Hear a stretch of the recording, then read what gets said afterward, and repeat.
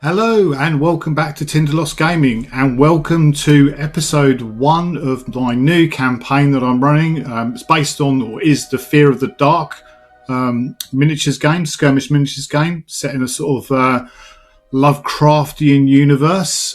Some really cool elements to Fear of the Dark. It's a solo game, which I'm going to be obviously playing solo. There's an AI element to it, which we'll be working through as we play through the campaign. So yeah, this is the Sons of the New Moon campaign, which is a new campaign that's just been released by the guys over running Fear of the Dark.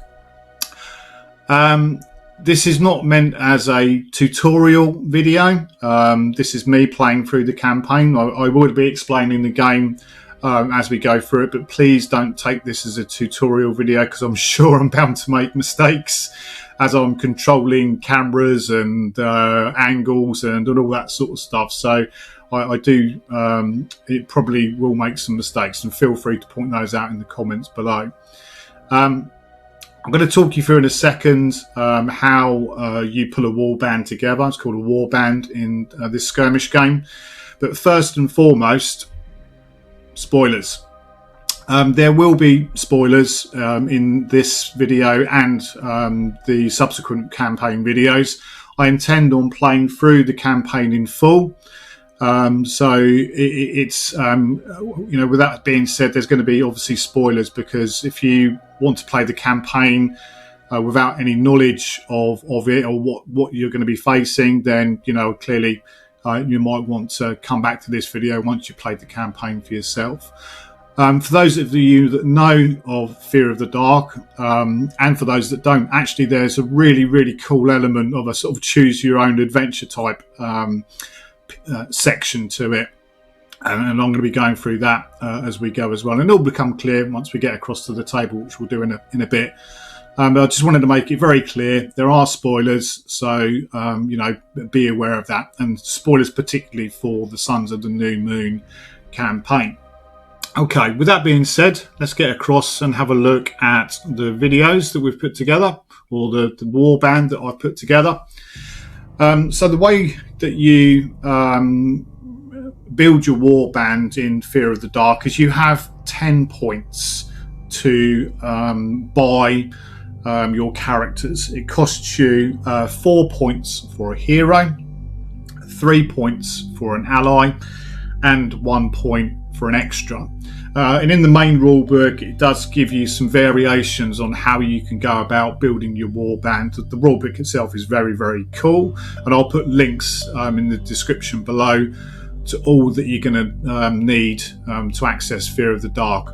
There is a very active Facebook group that I'll put a link to, very friendly, really open, and I'll put a link to that. I'll also put a link, as I'm talking about links, to the Tindalos Gaming Discord channel, which is where I post up there's various conversations, general chit chat, conversations about games that I'm playing. I also put some works in production, you know, things that are coming up. So please feel free to come over to the Tindalos Gaming Discord channel to access that. Also, while I'm on the plug bit, Everything's Fine Discord channel, I'll also put a link to that in it. If you're into your horror, role playing, and all sorts of any RPGs, Call of Cthulhu, all that type of stuff, there's a really cool Discord channel called Everything's Fine, and there's loads of resources there, and you can access online and physical gaming as well. So that's the plugs done. So the warbands. So like I said, you spend 10 points. You've got 10 points to spend. And I've gone with 1 hero, 1 ally, and 3 extras, which comes in at my 10 points. So first and foremost, we have Rowena Linton, who is my hero. And let's just get her video running, which should automatically do it when I bring it up, but obviously it doesn't, so let's just bear with me for a second while I get that running. There we go. Nice little shot of Rowena. As I said, Rowena was my hero, and when you build a hero, you get a certain amount of points to increase stats. So the stats that we've got are strength, dexterity, intelligence, melee combat and ranged combat, and all of those start off at a base level of 3. This is a D10 system, so in order to be successful you need to roll the number or below. So strength, for example, here you have to roll 5 or below for it to be a success. So obviously the higher the number, nearer to 10, the more chances of success you've got. And with a hero, you get to assign an additional 13 points to that hero to increase those stats. It can't ever go above a maximum of 7 initially, although there are some skills that allow you to go beyond that, but I've stuck with that. So in regards to her characteristics, I've increased her strength by 2 to 5, her dexterity to 7, her intelligence to 7, her melee combat to 5, and her ranged combat to 5. Now, those that are sharp amongst you will notice that's not 13 points, that's 14 points, but that's because one of her skills, and she gets to take 2 skills as a hero. One is clever, which gives her +1 intelligence, that's where the 1 comes in. And she's also got Scholar of the Arcane, which allows her to roll 2d10 when she's doing an intelligence test in regards to arcane, and pick the one that's better, and hopefully that will come into play as we go through the campaign. I've also equipped her a pistol as well, just in case, you never know. And as a hero, she starts off with 3 life points, so she's got 3 wounds effectively. So she's our hero. Then we're going to go across to the next guy, who is a guy called Earl Mercer. And let's just get his video running. Annoyingly, it's set up to be auto running, but it doesn't for some reason or other. Mercer is my ally. He comes in with a strength of 5, a dexterity of 5. With an ally, you get to spend 9 points. 9 points across that. So strength 5, dexterity 5, intelligence 4, melee combat 4, and ranged 7. And as an ally, he gets 2 life points. He's got good marksman, which gives him +1 to his ranged combat. And he's also equipped with a shotgun, because who doesn't love a shotgun in these types of games? So that's Earl. He's our ally. Then we're going to go across to an extra, which is Harold Hartman.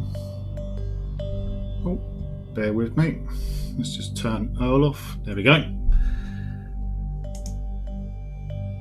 And then we'll get Harold's video running.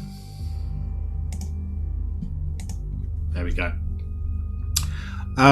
He is an extra, which means he's got 1 life point, and we get to spend 5 points for him, or any of the extras get 5 points. So he's got a strength of 4, dexterity of 4, an intelligence of 3, a melee combat of 6, and a ranged combat of 3. And I've given him, he's as an extra, he doesn't actually have any access to any skills at this point, but he's got in effect a one-handed sword. In brackets I put it as a sword cane, because sword canes are cool. So he's my first extra. Then we've got Grace Carson, who is my second extra, and again we'll just get her video running. There we go. She's got a strength of 4, dexterity of 4, intelligence of 3, melee combat of 3, and a ranged combat of 6, and she gets 1 life point, and she's equipped with a pistol. So you can see there's a sort of fairly common theme here. So Grace Carson is my second extra. And then we have got, finally, Everett Douglas. And we'll start his video running. There we go. Strength of 4, dexterity of 4, intelligence of 3, melee combat of 6, because he's equipped with a big knife, and he's got a ranged combat of 3. He hasn't got anything to do a ranged combat with, but he's got a big knife. I've painted all of these models with contrast paints. That's my sort of go-to now, with my eyesight the way it is, and getting models quickly down on the table, but all been painted with contrast paints. So there we go. That is the Warband. So we've got 5 models in total, 1 hero, 1 ally and 3 extras, all equipped with various different things. And the next thing we're going to do now is going to hop across to the table, and we're going to actually start to look at the Sons of the New Moon campaign, and we will start the campaign itself. So I will see you across at the table in 2 seconds.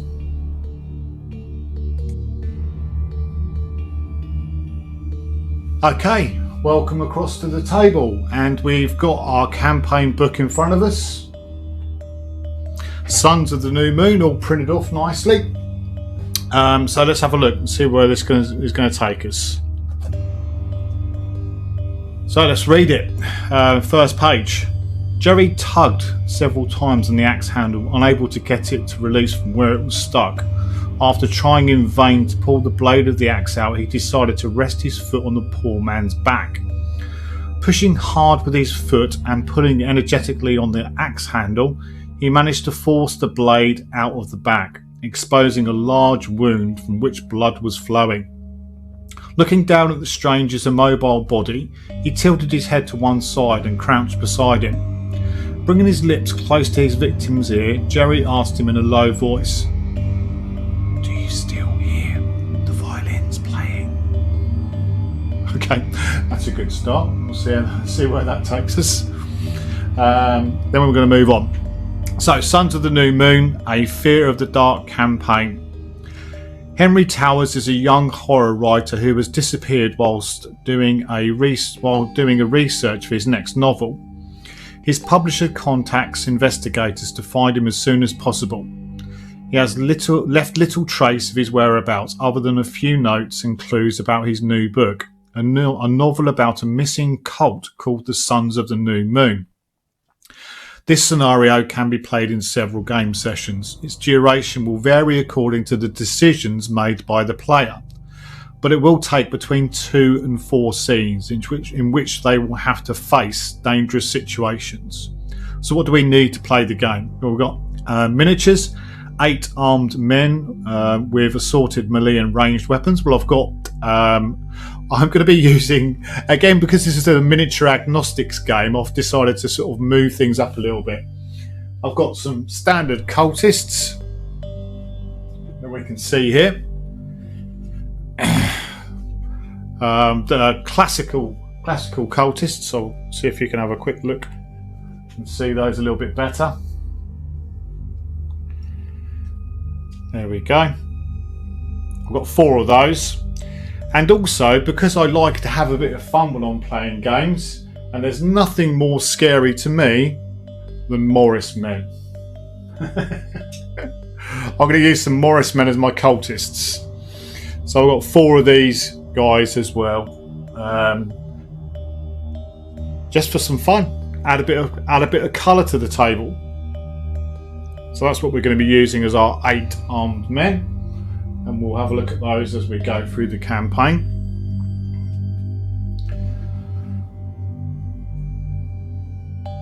Terrain, we need several houses to make up a couple of streets in a small town, houses, fences, lampposts, cars, etc.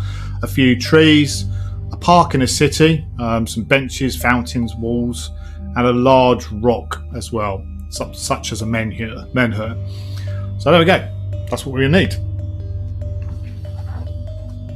How to play this game. To play this game, what we'll need to do is have the miniatures and terrain detailed at hand, and we'll start reading the entry number 1, and we will let ourselves go making decisions that will take us from one numbered entry to another.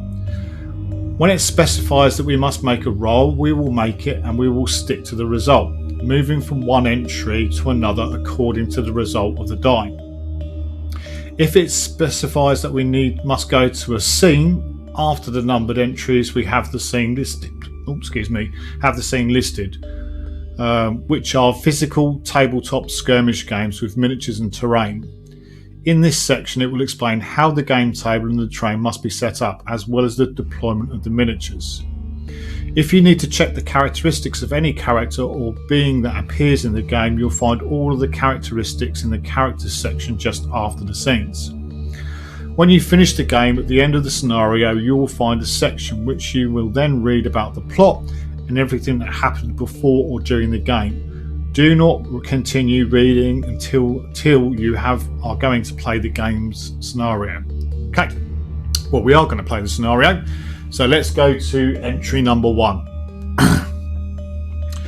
One of the characters receives a desperate visit from a friend, Frank Green.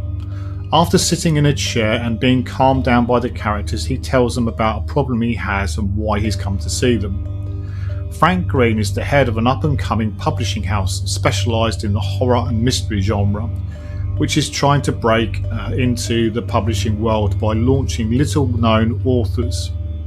The investigators know Frank for quite some time through mutual friends, as he is a person with some influence in the academic world to whom they have turned on occasion to facilitate their investigations. We have a problem, mate. A serious problem. It's about Henry Towers. I don't know how to tell you, but he's disappeared. Henry is writing a novel and he spends all of his time locked up writing or researching in the general library. The novel seems to be really good, and I think it will be a great opportunity to launch his career as a horror writer. It's about the secret world of diabolical cults, and Henry always talks very passionately about this book, and knowing him, I'm sure he's right, and this is going to be a book that launches his professional career. I haven't heard from him in a few days, so this morning I went to look for him to have a coffee. When I got to his flat, I found that the door was forced and that everything was in disarray. At first I thought somebody had broken in to rob the apartment and that Henry would be in the library or in the lake house. But then I saw it. It was his typewriter, the one he carries like a suitcase whenever he leaves the house. He always carries it. You know how he is with that nonsense about inspiration and so on. Do you understand what I mean? Henry would never have left the house leaving his typewriter behind. I'm afraid something might have happened to him and I'm really worried. Please, he's your friend and he always trusts you. I need you to find him and he needs you. Henry Towers is a long-time friend of one of the characters. They met when consulting with him on an investigation and they have kept in touch for a few years now. Henry is a writer and lately he's been busy with a novel he was writing, so you haven't seen each other for a couple of months. His disappearance is a blow for the character and he immediately gathers a group of friends to help him in the search for the missing writer. This group will be the group of characters that will make up the player's warband. Once the usual group of investigators have gathered, they set off for Henry's flat. It is a small flat in a quiet part of town. The apartment is the last one on the corridor, which may have helped that no one noticed that the door was left ajar.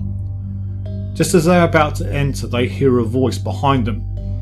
"Good afternoon, young men. What are you looking for around here? You don't look familiar to me."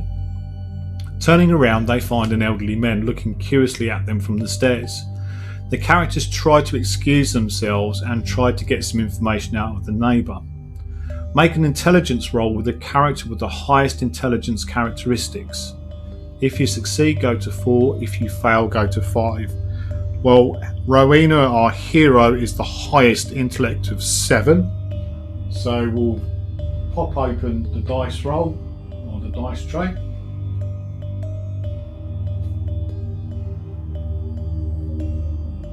There we go. So we need a 7 or less on the dice tray. Let's see what we get. Oh, we get an 8. We get an 8. So if we fail, we're going to go to number 5. So let's go to number 5. Here we are. That is right, isn't it? If the roll fails, go to 5. Yeah, 5. Henry? Yes, he lives here. No, I haven't seen anything strange. What? Have I seen Henry lately? Why do you ask? You say you're a friend of his, don't you? Well, you should know some. After those few words, the old man continues up the stairs, leaving the characters alone. Go to 7. The door to Henry's flat is forced open. Simply push Push it open to reveal the interior of the small room. It is a small flat. As you enter a living room. Through a corridor, you enter a kitchen, bathroom and a single bedroom. There are books and clothes on the floor, several drawers that have been emptied and a chair that has been overturned. Everything is in disarray, as if someone had broken in. On the table, they can see a typewriter with a blank sheet of paper in it. Once they have checked that there is no one inside the house, they start to pick things up in the hope of finding something that might tell them where Henry is or what has happened. From the notes, handwritten pages, reference books and other materials they collect, they deduce that Henry was writing a novel, probably a horror novel, which deals with cults or groups of fanatical followers, given the large amount of material information about this type of group. Choose a character at random and make an intelligence roll. Right, so we've got 5 characters. We've got Rowena, we've got Earl, we've got Harold, we've got Grace and we've got Everett. So quite simply on the Rowena, 3 to 4 will be Earl, 5 to 6 will be Harold, 7 to 8 will be Grace and 9 to 10 will be Everett. So let's across to the dice table, see what we get, and we get a 9, which is going to be Everett. And we do an intelligence roll for Everett, and he is intelligence of 3. I can see how this game's going to go already. Let's see what we get, and we get an 8. We fail. So we're going to go to number 8.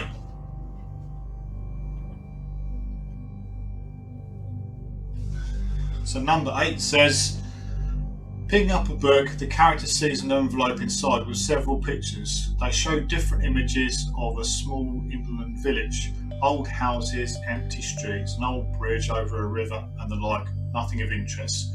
To continue, go to 12. 11, that's 12.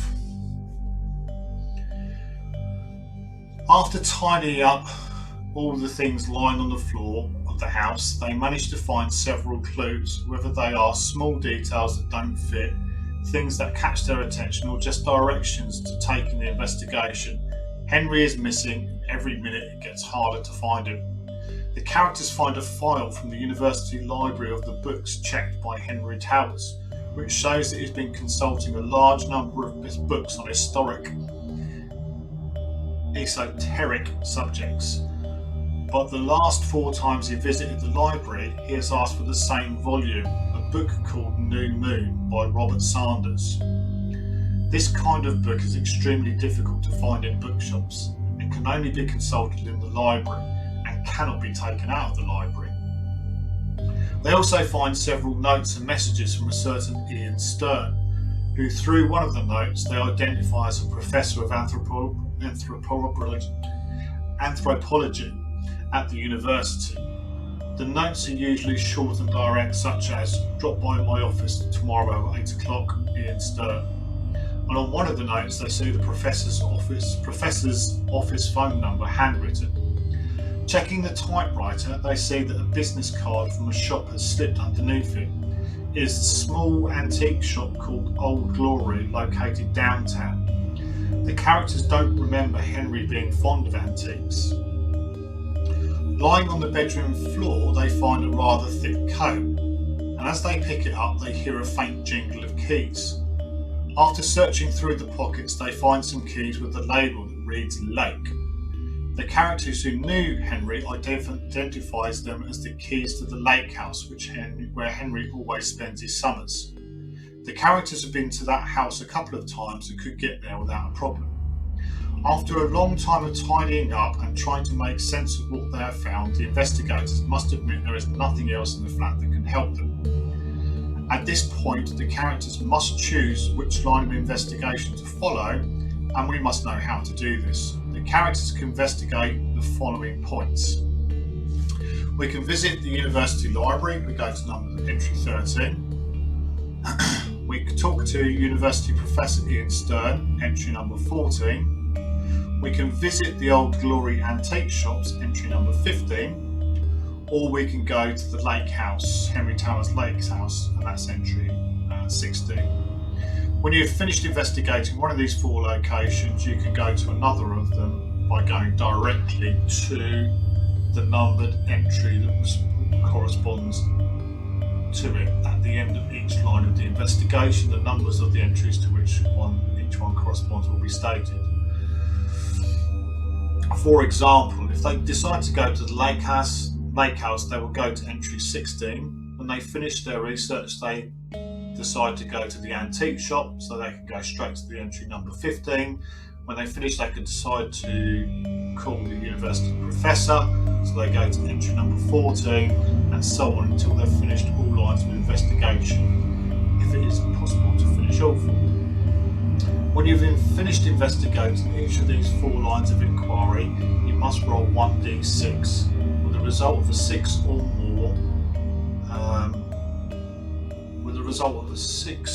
more, applying modifiers, you will go directly to the entry number 20 instead of choosing another line of inquiry. For each line of inquiry they have checked, we will apply a +1 modifier to that d6. Oh, okay. Alright, fair enough. And if no result of a 6 or more after applying the modifiers was rolled in any roll after checking the different lines of investigation, after investigating the 4th and last one, go to directly number 20. Alright, okay, so I've got that. So what are we going to do? We're going to go to the university, we're going to talk to the professor, we're going to go to the Old Glory antique shop, or are we going to go to the lake house?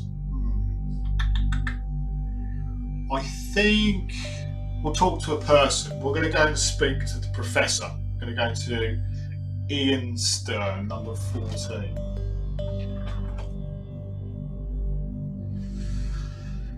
The characters telephone Professor Ian Stern from the university's anthropology department, and when they say that they are friends of Henry's and that he has disappeared, he is quite kind to them and offers to help them.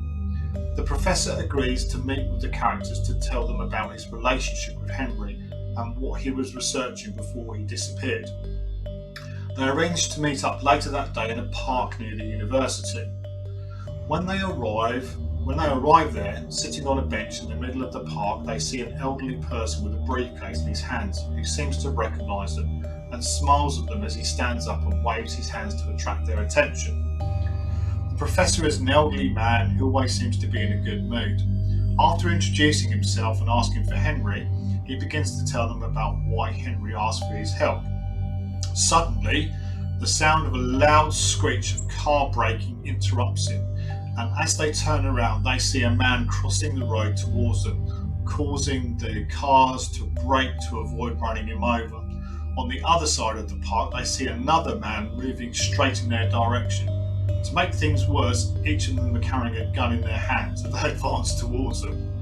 Go to scene 1. Right, okay, that was good. Right, we're going to go to scene 1. I'm going to get that set up on the board and then we'll come back and we will start the scene. Okay, right, I have set up the scene 1. You can see they've got an overhead shot of the table. We've also got a left-hand shot of the table. And we've also got a right-hand shot of the table. And for this video, something a little bit special, we've got a mobile, so we can really get in amongst the players and the models, and you can really see what's going on. Okay, and we've also got a dice tray as well. So let's have a look and see what the scene says. I've taken a little bit of artistic license with this scene, as I expect many people will, based on what scenery they've got available, what mats or boards they've got. And this is actually called the park, and I've set this bit up as a sort of representation of a park. I'll read what it says. It says, scene 1, the park. This is the park where they have arranged to meet Professor Ian Stern. We will set out with the terrain pieces we have: trees, bushes, benches, statues, etc. We'll set up the table of approximately 70 centimetres by 70 centimetres, and in the centre we will place the park, which is basically here.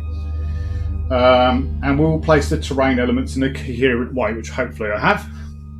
The characters will deploy in the centre of the park next to the professor. So this guy here is one of my bolt action models who's carrying a Molotov. He's actually not carrying a Molotov for the purposes of this game, but he's going to count as the professor. The characters will deploy in the centre of the park next to the professor, and the two enemies will be placed separately in a random way by rolling 2d10 for each one. See page 64 of the main rulebook, and I'm going to come back to that in a second.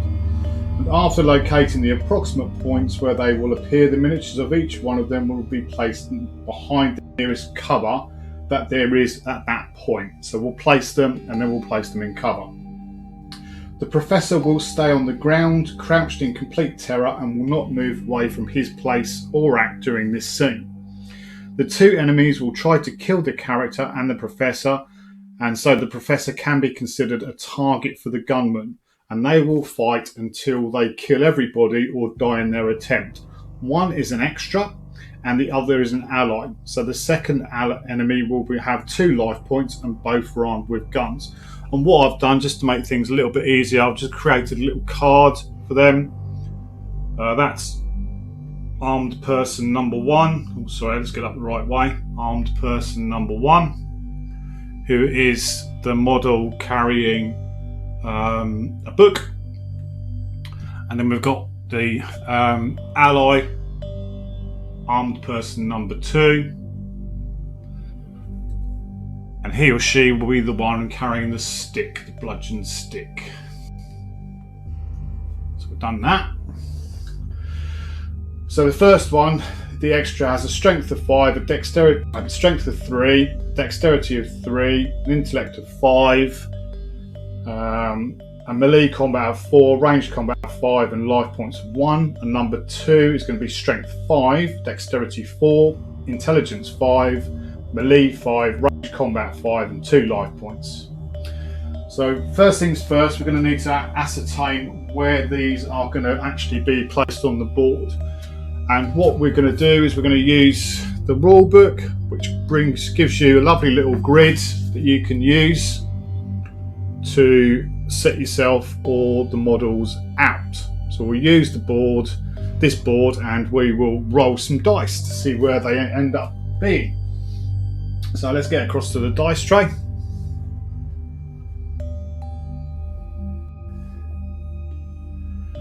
Okay, so the mainly red dice will be the 10s, and this yellow sort of be type 1 will be the singles. So let's roll to see where these go. So the first one is going to go at 26. 26. Okay, so 26.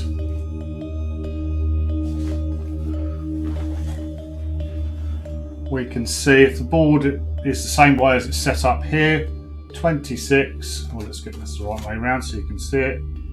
26 is going to be here and down here. So it's going to be down this side here. So 26 is the first one. I'm going to roll for our second one. So remember 26, and then we've got 30. 30. Okay, so that's going to be just over there. Right, so bear with me 2 seconds while I place these down, 26 and 30, and I'll come back to the board. Okay, we've placed our cultists, our armed men. That was number 30 here, and number 26 is just about here. I've done it as rough, not as rough, but I've done it as exact as I can. So we now need to just move them into cover. So this one's going to go across to be there like that, and then this one is going to come across to hug there like that. So I think that does us, or sets us up to start the turn itself.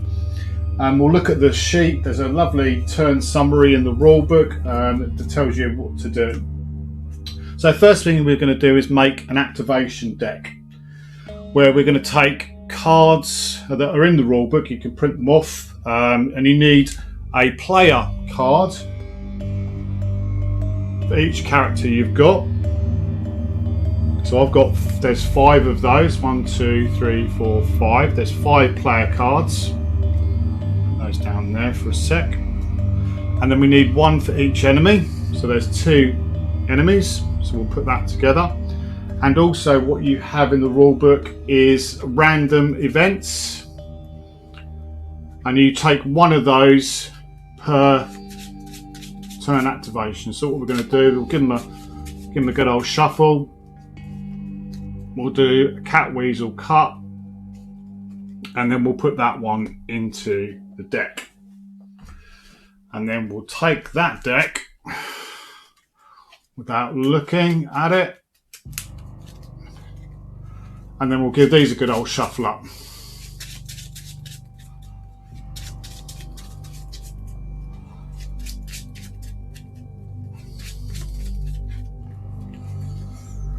We'll give it a good old shuffle up. I'll put some down just to make sure we've got a good mix.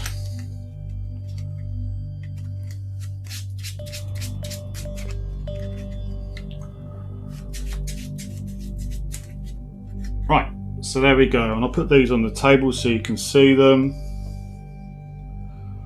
Where can I put them? Actually, I'll just move the telephone box a tad, and then we'll have our activation deck just there like that. Okay, so then it says, because I'm playing obviously against AI, I'm going to need to assign some tokens, and you get what's called danger and opportunity tokens, and I can just read you through the rule book as to what that says. Just bear with me for 2 seconds while I get the right page on the rule book.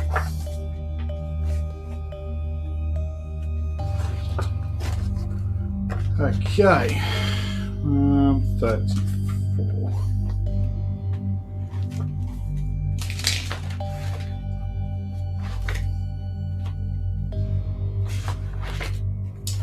So, it says deciding which unit to activate. To establish the order in which enemy miniatures will activate and make it resemble a logical decision, what we will do is to establish a triage, a classification or screening based on the priority or importance of the units. Sounds difficult, doesn't it? Well, it's not all at all. We'll explain it immediately. To establish the importance of the enemy units, we'll place 2 kinds of tokens next to the units, which will represent danger and opportunity. Danger tokens will be placed on enemy characters who are in danger or suffering damage or in a disadvantaged position at the time. For example, in combat, wounded, outnumbered, or any situation that we consider to be dangerous for that character. The number of danger tokens we have is equal to the current number of enemy characters divided by 2. So I've got 1 danger token because I've got 2 enemy characters. Opportunity token, it will be placed on enemies that are in an advantaged position over the player. For example, the player character is injured, outnumbered, or out of ammo. And the number of opportunity tokens that we have is equal to the current number of enemy characters. So again, we've got 1 opportunity token. The total number of danger and opportunity tokens will be the number of characters that the AI has on the table, which it is. We've got 2. It says if we have 2 or more characters in the same situation, but we just had only 1 token left, we will attend to the distance to enemy characters, placing token in the character that is closer to any enemy characters.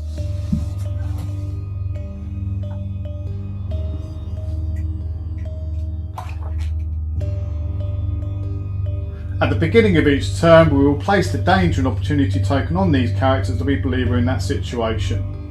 So what I'm going to do is, quite simply, danger and opportunity tokens. Again, these are printed off from the rule book.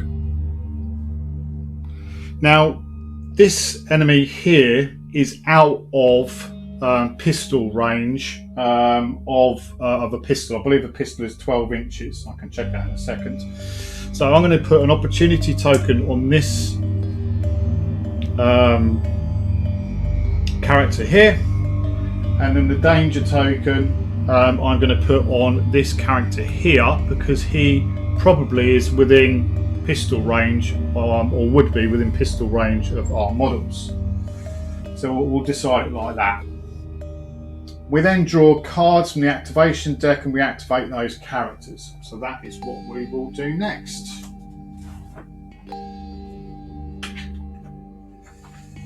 Oh, let's just get to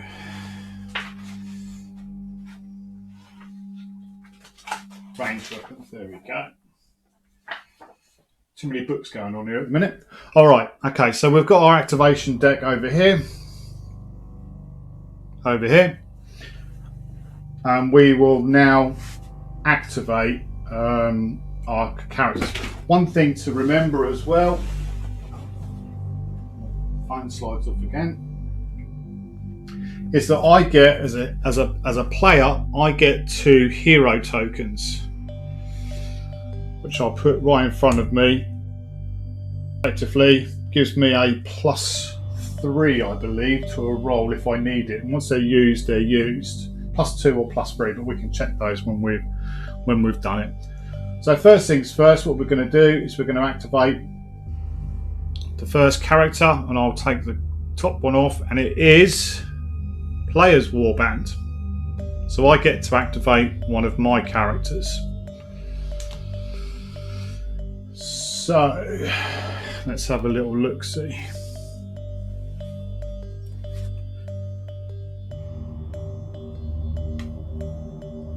What's the range of a pistol? 12-inch range.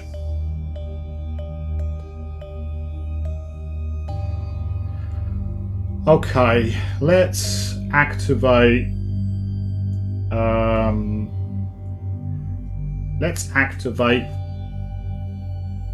Rowena. Now, Rowena as my hero gets 3 actions. One of those, and this applies to all characters, so she gets 3 actions, and the allies and extras get 2 actions. One of those actions has to be a move action. You don't have to move, but one of them has to be a move action, and models can move up to 5 inches. So what I think I'm going to do is I'm going to activate Rowena. Does she need to move? I think she's going to stay there, and she's going to declare a shot with her pistol, and models have a 360-degree line of sight, so she will aim and try and attack this model here, and she's within 9 inches, so that's fine. It's a 10-inch range, a 12-inch range. Now, the model itself, because we're going to be going through cover, it gives me, or gives the model +2 or -2, should I say, to the roll. So Rowena has a pistol of 5, and so she would be going to a 3. Now, can she aim? Let's have a quick look in the actions.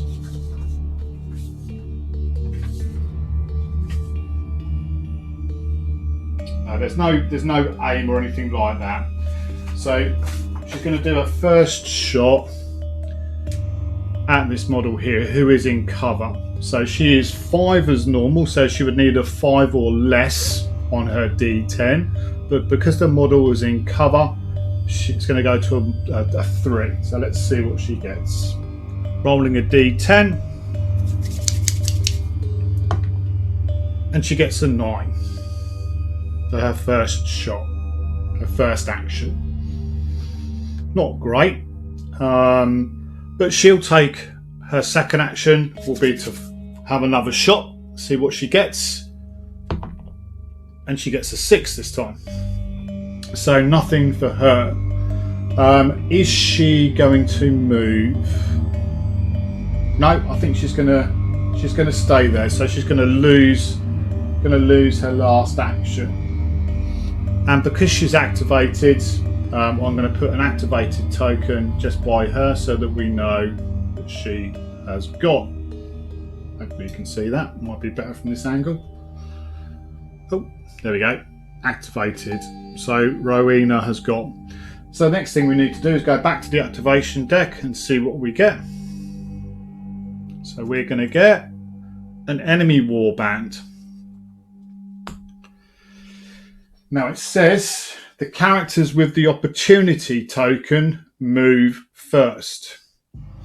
So that's going to be this model down here because it was furthest away. So it's got 2 actions as an ally, and it can move up to 5. So it's going to move 5 along to there. Take that token away for the time being. And could it shoot? It does have a pistol. Because when we've got some flow charts in here. So you can use these as sort of like the IA. So using the flow charts that are in the book. Are there enemy units that can be engaged in ranged combat? Well, the initial answer was no. So when you go to that, it says move towards the near closest enemy with the first action. After that movement, are there enemy units that can be attacked in ranged combat? Well, it's got a range of 12, and it's going to go for the Professor. And the Professor is within 12 inches. So that is going to that's going to tell us that it now needs to shoot at the Professor. And that is armed man number 2, who's got a range of 5. But as we know, because the Professor is in cover, we can see that the Professor is in cover. We pop across to the mobile camera. We can see they're clearly going across the wall and going across the other one. Oops. I'm trying to control too many cameras here. Right, so we're going to shoot at the Professor. Like I say, range of 5, goes down to 3 because of the cover. So let's see what the cultists get, or the armed man gets. So let's see. Oh, got an 8. So he's gone. He's activated. We'll put a token by the side of him, and then we'll draw a card to see who activates next. And it is Player's Warband. So let's have a little look-see.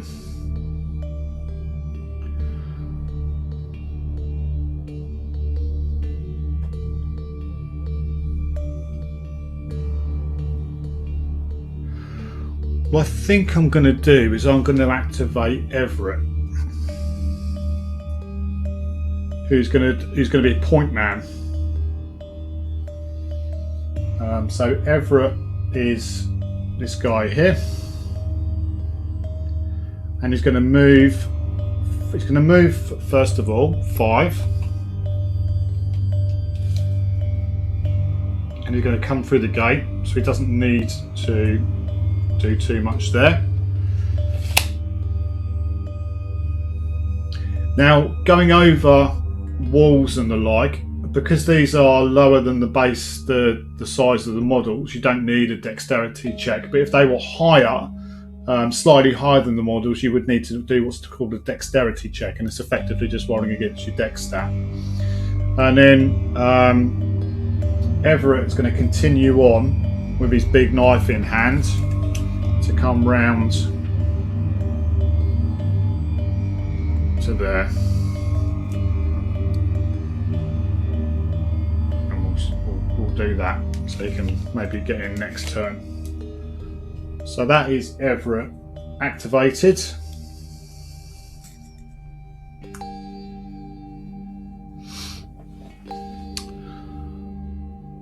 So we'll go across back to the activation deck, and fairly simplistic. It's just rinse and repeat after that. So we'll draw another card, and it is Enemies Warband. Okay. So it will be this model here. We'll take the danger token off.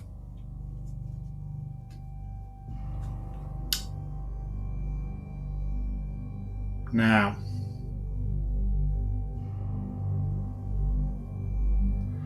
I think what would happen here, to be fair, is this model's going to try and close the gap a little bit. So it's going to go to there, towards the Professor. And using our ranged combat flowchart, it's moved. Well, actually,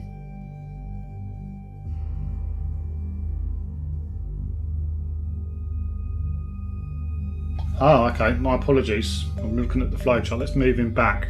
Because the flowchart says for ranged combat, are there enemy units that can be attacked in ranged combat? Well, yes, the Professor can be attacked because he's within 12 inches.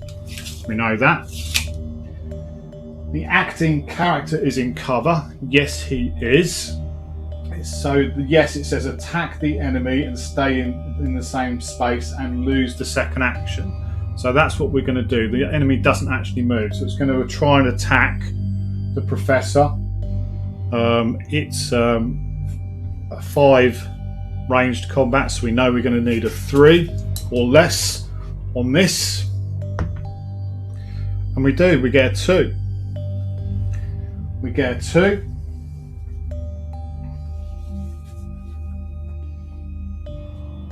And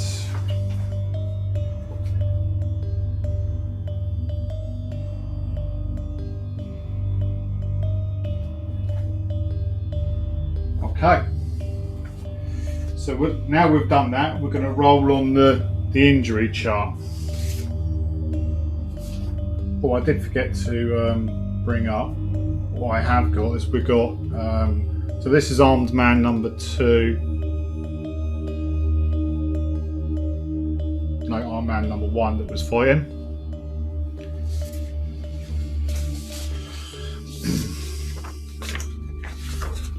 We're now going to roll on the injury chart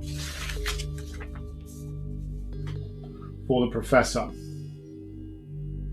So the injury table is this one. So 1 to 4 takes no damage, 5 to 9 loses a life point, and number 10 loses 2 life points. So what we'll do is we'll go across to the table, or the dice tray, and then we'll see what we get. We get a 7, which is he loses a life point. Just going to pause at this point, find out how many life points the Professor's got. Bear with me. Okay, you've just checked the scenario booklet, and it doesn't actually say how many life points he's got. So I'm going to go middle for diddle and say he's got 2 life points. He's not an extra. He's an ally. He's not a hero. So he's taken 1 wound. So we'll put that wound counter there by him. And then we go back. So this model has now activated. So we'll put an activated token by him. And then we'll go back across to see what we get. And we obviously play as Warband now because it's all me. Okay.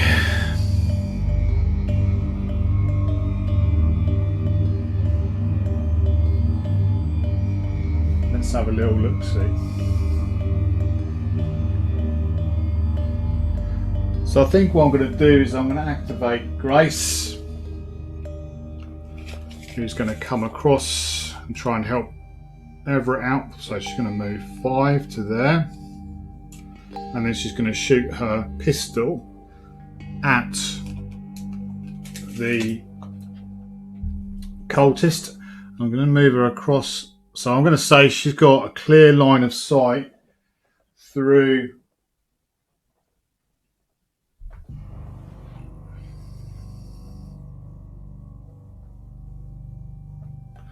She can see through the gap. Oh, why is that frozen? Well, that's frozen on there. Hang on a sec. Let's try and get it back. Oh no, still frozen. My apologies. We'll move across. Anyway, we will shoot through the gap. So needing 5s or less, because she has got a 6 actually or less for Grace. Grace Carson has, I can show you, she's got a melee, a ranged attack of 6. So she's going to be shooting the cultist through the gap. So she needs a 6 or less. She rolls a 10.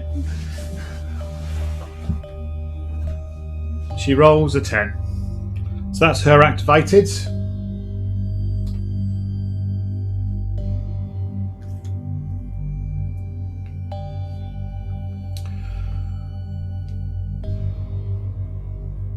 Then we're going to draw another card. Player's Warband. We're going to activate.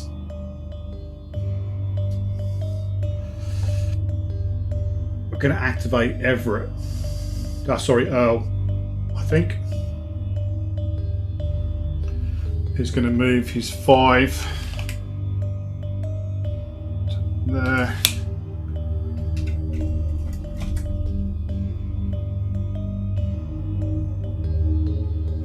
Put the tree back.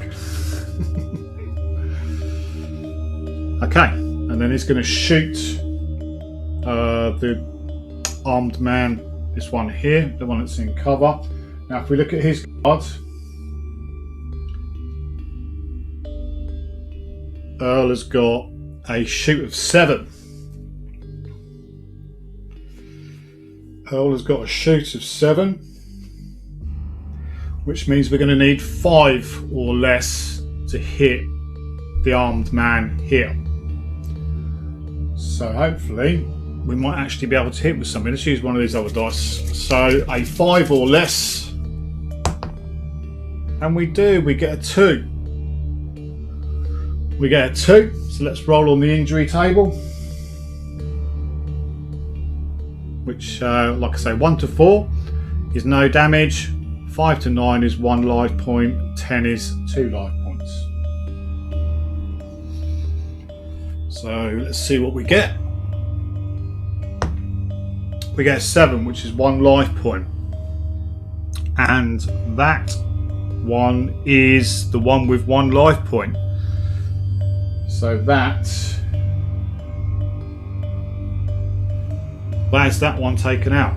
He is gone. He or she is gone. He's down to 1 life point. We can take the activated token off, and we can put an activated token down by Earl. So what we've got left now is we've got card to draw. Battle Frenzy. And I think, let me just check, I think with those cards, do you ignore those once you're activating your own characters? Say for example all the enemy characters are activated. Bear with me.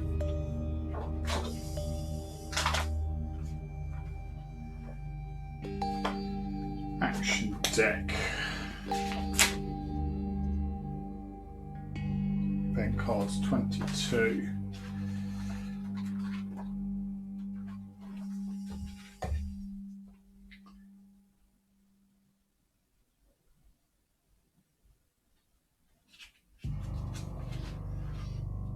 I know you still do it, so So it says Battle Frenzy says basically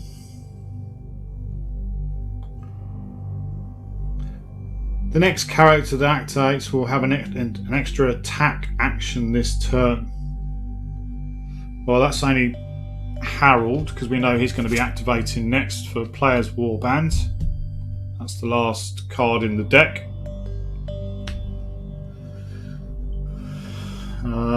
And he's going to move, I think. He's going to move to there, and he's going to move to there. 2 melee characters, and he is activated.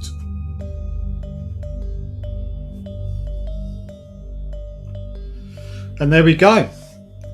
That's the end of turn 1. Quite a successful turn. Yeah. So what we do now is we gather our cards. We need to take one of the enemy warbands out because one is dead. We need to draw another random card.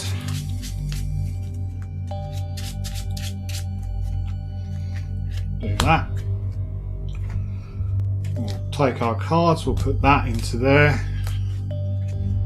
and then we will give these a shuffle up.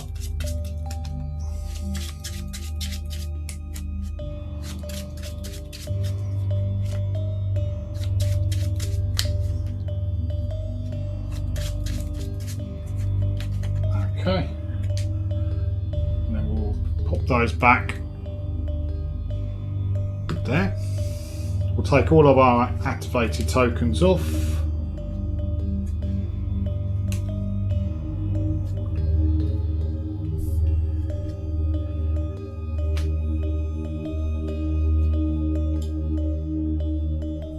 There we go. So we can use those again. And then we go to turn 2. Professor's on 1 wound, so we need to try and stem the flow for the Professor. So let's have a look and see what we get. So the first card we're going to draw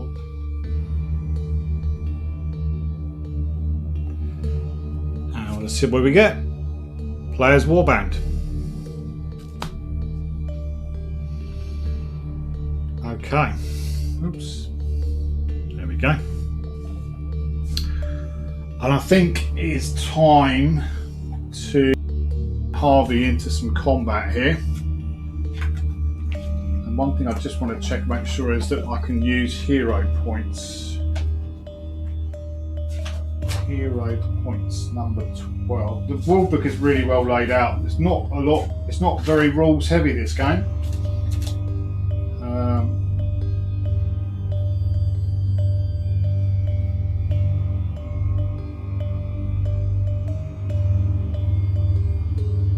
Yeah, okay, so it just doesn't say, it says the player can use them. So I'm assuming Harvey can use them.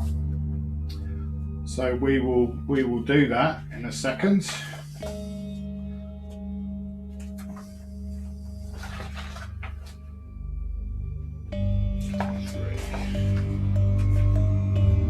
Okay. So Harvey is going to move his 5 inches to be in combat with the armed man. Harvey, let's get his card up so you can see it. Sorry, Everett, even. Talking about the wrong person here, Everett. So he's got a strength of 4, dexterity of 4, intellect of 3, fighting of 6, and ranged of 3. A big knife does some stuff as well. Gets +1 to his melee, so he's at 7. He's at 7. and he's going to be going against the armed man. So that's fine.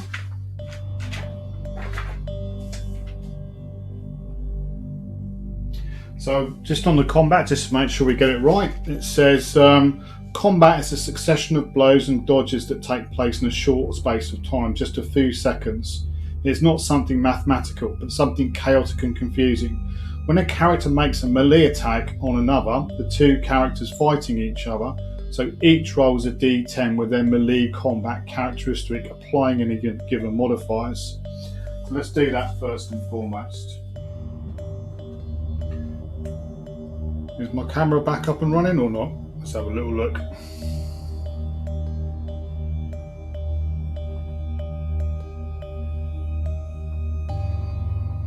Hopefully you'll be able to see this. There we go, that's better. So Everett's in combat with the armed man with his big knife.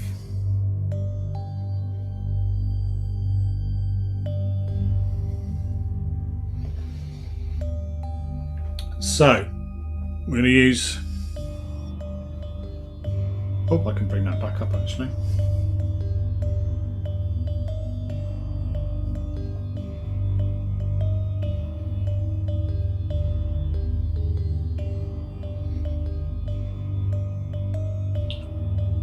So as we can see, Everett's going to have the orangey coloured dice and the cultist is going to have the red coloured dice. So let's see what they get.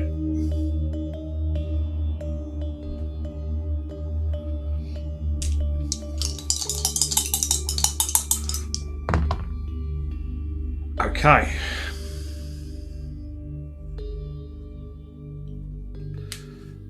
Oh, so that's quite interesting. Turn those around the right way so you can see them. So Everett scored a 7 and the armed man scored a 2, which is going to come into play. So just going on to reading the combat, it says if none of them succeeds in the combat roll, nothing happens and neither of them are injured, which is fine. If one succeeds, which they did, the character will have hit the other character and will roll on the injury table to see if he's injured the other character, which we'll do in a second. If both characters are successful, they're not, because the armed man is a melee of 5, so he was unsuccessful. If the difference between the two rolls of the fighters is 5 or more, which it is, when rolling on the injury table, the winner will add +2 to their dice roll on the injury table. Okay, so we know, for example, that the injury table is 1 to 4 takes no damage, 5 to 9 loses 1 life, and a 10 is 2 life points. So let's roll on the injury table for Everett, and he gets +2 to this. So it's an 8, so that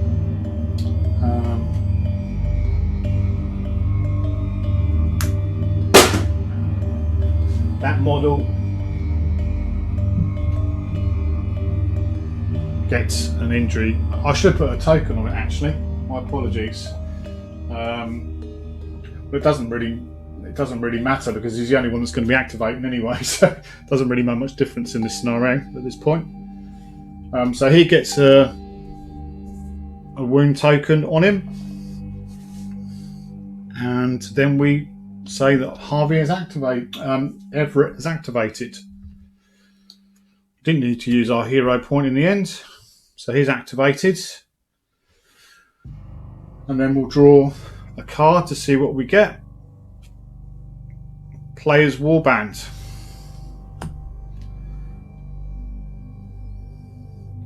Now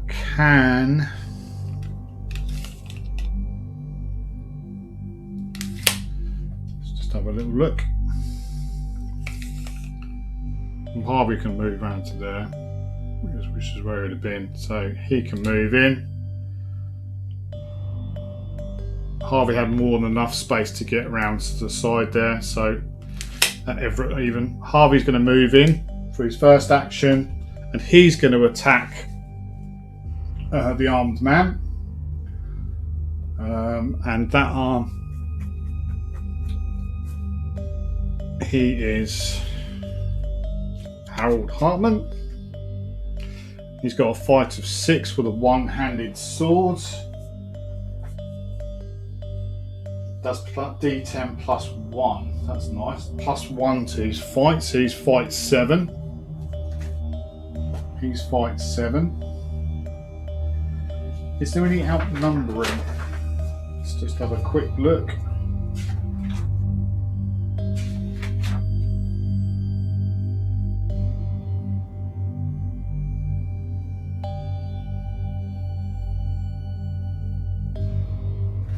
So just in regards to the modifiers applied to the combat test are those applicable by the character itself or by the weapons. By multiple combat we mean when a character is engaged in close combat with several enemy characters. In that case we'll add +1 to the melee combat test to each of the enemy characters that outnumber the lone fighter. For example, an investigator faces 2 zombies that have a melee combat of 4. But being a multiple combat, each will add +1. Doesn't say anything about characters, so I'll just play it as it is. I'll play it as it is. So again, we'll use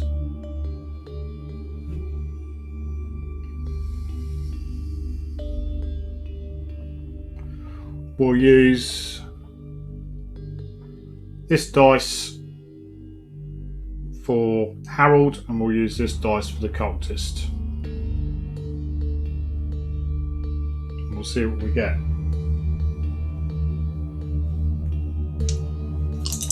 So Harold is on 7 or less, and the armed man is on 5 or less. Right, okay, so they both actually hit. They both actually hit, which is interesting. Seriously, if this phone falls down anymore, it's ridiculous. Okay. So it says if both characters are successful, both will have hit each other, and both will roll on the injury table to see if the other character has been injured. So let's see what happens first of all. Let's do the injury on Harold first of all. And so we'll take the dice and let's see what the injury on Harold is. That's a 9. So that's a life point on Harold. That's a 9. So he gets a life counter put on him. So he's got 1 left. No, he's taken out. Harold is taken out. And let's see what happens to the cultist, or the armed man, should I say. Gets a 2. And it's D10 plus 1. So he actually takes no damage. He takes no damage. So that is Harold out of the game.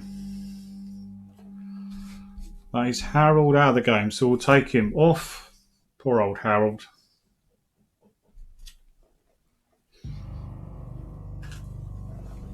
So that is Harold activated. Okay. Let's see what we get next. And so let's see what we draw. We are going to draw a player's warband.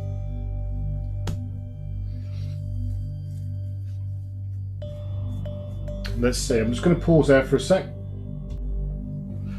Yeah, just wanted to check. You can usually use ranged combat weapons in melee. So I'm going to activate Grace, who has not got enough movement to get so she's going to go to there for her 2 moves. Actually, no, she'll stand back there for the time being. So she'll be out of combat. She'll stay there. So that's her activated. Then we're going to get trapped. The next character that activates will not be able to move this turn. Okay, I'll put that down there so we know what's next. And then we'll draw another card to see who it is. Enemies Warband. Okay, so let's have a look at the melee flowchart.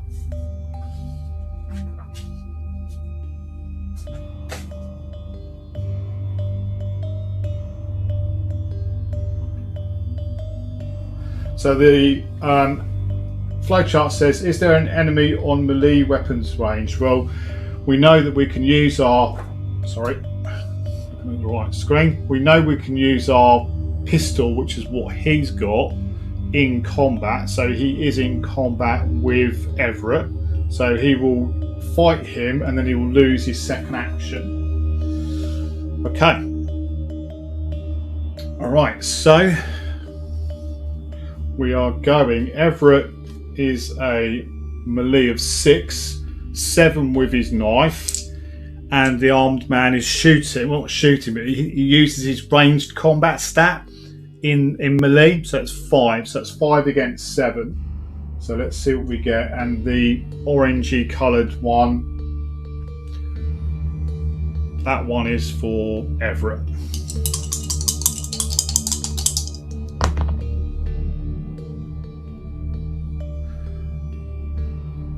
So they both hit. Everett gets a 3, and the armed man gets a 4. So they both hit. Now Everett's got his big knife. We'll do these simultaneously. So we'll roll the damage for the armed man first against Everett. Let's see what he gets. He gets a 3, which is nothing. Nothing against Everett. So that's him. Everett gets a D10 for his big knife, and he gets a 10. He gets a 10, which is basically a critical hit. No, it isn't. No, it's a. Yeah, no, it isn't. Yeah, it's a rolling on the injury table. He loses 2. This cultist or armed man here, loses 2 life points because he rolled a 10. So that is both of the armed men taken out. Oh, and there we go. That's it for scene 1. So let's have a little read to see what it tells us to do next.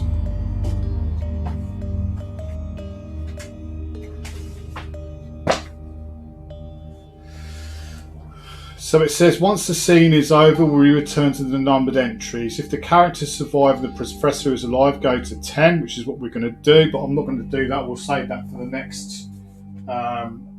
next video. But one thing we do need to do is just roll on a recovery table for Harold to see what he gets. Now the recovery table, I haven't got a copy of this, but I'll roll the dice and I'll let you know what I've got. So let's roll one of these dice. Oh god, a 10. 9 to 10. The character will not play again. We can treat him as dead, or that the injuries were so serious that it will be completely away from the investigations for life. So poor old Harold Hartman in turn, scene 1, is dead. And there we go. Poor old Harold carks it. And that is the end of the investigation from him.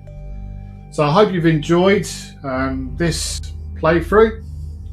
We've got some scenery on there. You can see how we ended up. Poor old Harold over there, off the table, has gone. But he did have to go out to a couple of armed men. And then what we'll do is we'll see what happens as we move on. to the next scene or the next part of the story. Anyway, hope you've enjoyed the playthrough. I've really enjoyed putting all the stuff together. Sorry it seems a bit janky to start off with, but learning the system, quite a few moving pieces, but hopefully getting the hang of it. Played one game now, or played some games off of camera, but first game on camera, which is always a bit daunting.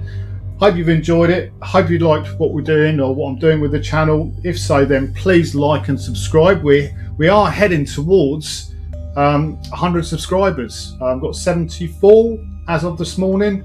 The Discord channel's starting to pick up a bit of pace as well, so I'm posting stuff on there as much as we can. We organise a few other little games and bits and bobs on there as well, so feel free to join us. But I will see you on the next episode of Fear of the Dark, the Sons of the New Moon campaign. Thanks for watching.